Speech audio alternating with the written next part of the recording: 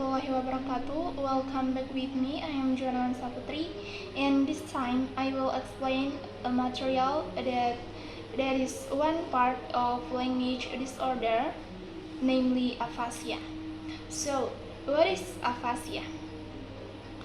Aphasia is a language disorder that impairs a person's ability to process a language to process language but does not affect intelligence. It typically affects like speaking, understanding, reading or writing, and is most often associated with brain damage, particularly from strokes. And then cases of aphasia. There are 3 cases of aphasia. The first aphasia is caused by damage to the parts of the brain that control speech, like injury and stroke. And then progressive aphasia caused by brain tumors, infection, and dementia. And the last, transient aphasia caused by epilepsy and migraine. And then types of aphasia. There are 4 types of aphasia.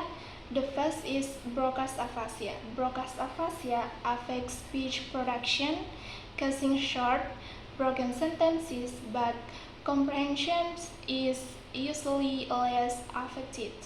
And then Wernicke's aphasia. Wernicke's aphasia impairs comprehension.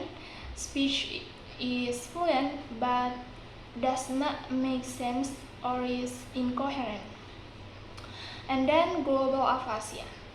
This type of aphasia is a severe form that affects all aspects of language, such as speaking, understanding, reading, and writing.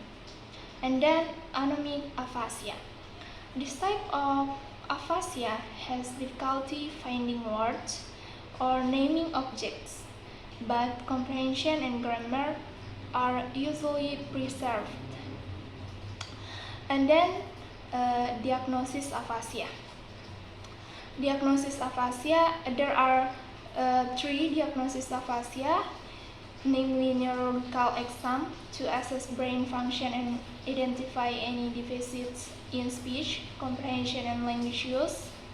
And then brain imaging such as MRI or CT scans to identify areas of brain damage. Speech and language assessment is performed by a speech-language pathologist to evaluate specific language skills. The last is treatment of aphasia. There are 3 treatments of aphasia. The first, speech and language therapy, is tailored exercises to improve language skills using techniques like repetition, word recall, and comprehension practice. And then communication aids is augmentative and alternative communication, or AAC, devices for severe cases.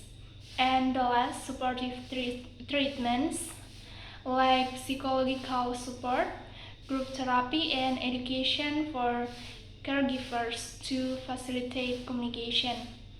Okay, I think enough my material today.